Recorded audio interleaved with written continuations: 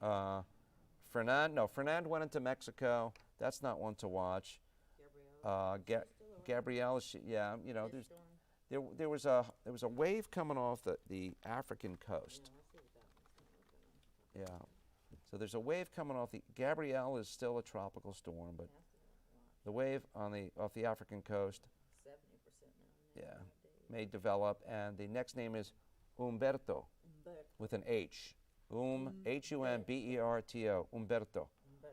Just as our friends in Spain or Mexico, any Spanish-speaking countries would say it, Umberto. So that is a hurricane season. By the way, the peak of hurricane season is typically September 10th.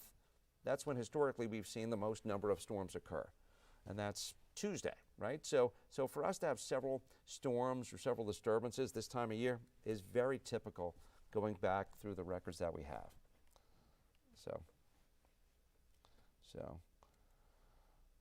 Jacob, goodbye.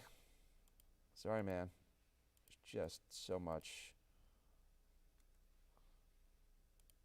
Oh, he may have banned himself. Seems like he left. Hey, John Armand, good to see you, buddy.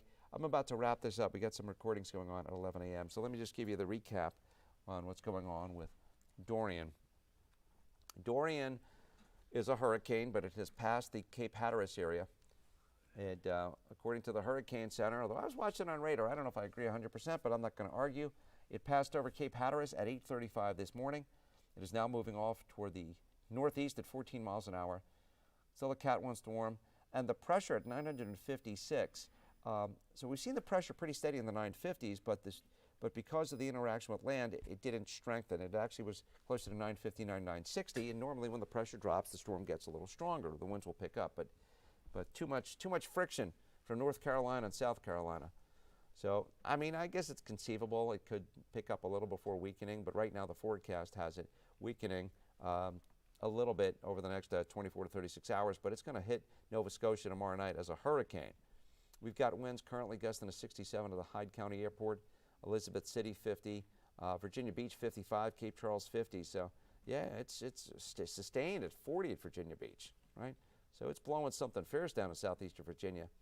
And then here in town, we've got winds gusting to 20 in Leesburg, 18 in Manassas, but on the shore, upper 20s to low 30s as you go from Ocean City down to Accomack, Virginia, south of Wallops there. The forecast track continues to pull it away.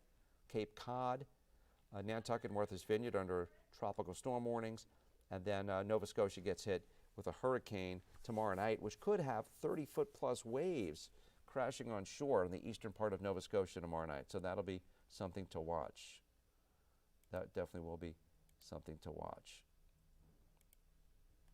All right, I should be here. Anyway, look, I'm going to get going because we have a recording coming up at 11 a.m. here in the studio, so I got to sign off.